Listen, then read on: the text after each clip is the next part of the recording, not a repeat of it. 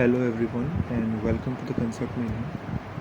In today's video we are going to discuss about the course and also we are going to see a little introduction to the Python programming language. So what we are going to cover in this course? In this course we are going to cover from basic to advanced Python, including some of the important library like NumPy, Panda, Matplot, Flash, Kinter. In basic to advanced Python itself, we are going to cover basic syntax, comments, loops, condition, list, tuple, dictionary, and all other basic concepts. Now let's jump to the introduction to the Python. So basically Python is a general purpose, high level programming language. And nowadays it is widely used for multiple applications. You can take an example of Instagram and YouTube, which is mostly working on a Python. Other application of the Python is web development. It is widely used to create the web application, mostly used to handle the backend part. The front end part of the website is basically managed with HTML, CSS, and nowadays with the Bootstrap. It used to create both static and dynamic website, and a lot of web frameworks, let's say Flask and Pyramids, are written in the programming languages. Other application is data science, or you can say the data visualization. So it has a wide variety of libraries, a library for data analysis. Next one is data science. It's a very powerful language for the data science or data visualization because it includes a library like NumPy, Panda, Matplot, Sunburn that we can use to visualize the data from large data set, and it has other libraries as well for machine learning and artificial intelligence. Next application is software development. It can be used to create both desktop and web applications, and it is widely used for automation, testing, and deployment of the softwares. Game development, another field where we can use the Python, is a game development of both 2D and 3D types using one of the library like Pygames. Next, why we need to learn Python? For that, let's see some of the features of the Python.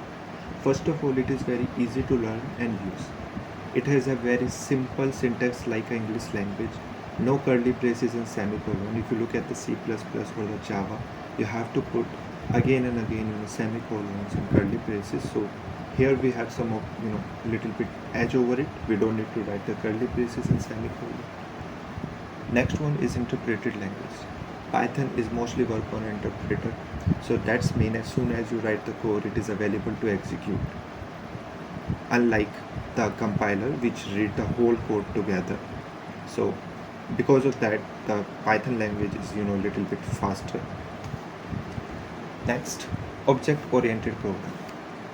Objective-oriented programming means it basically the whole program work or focus on a particular object, not on a functions and a logic.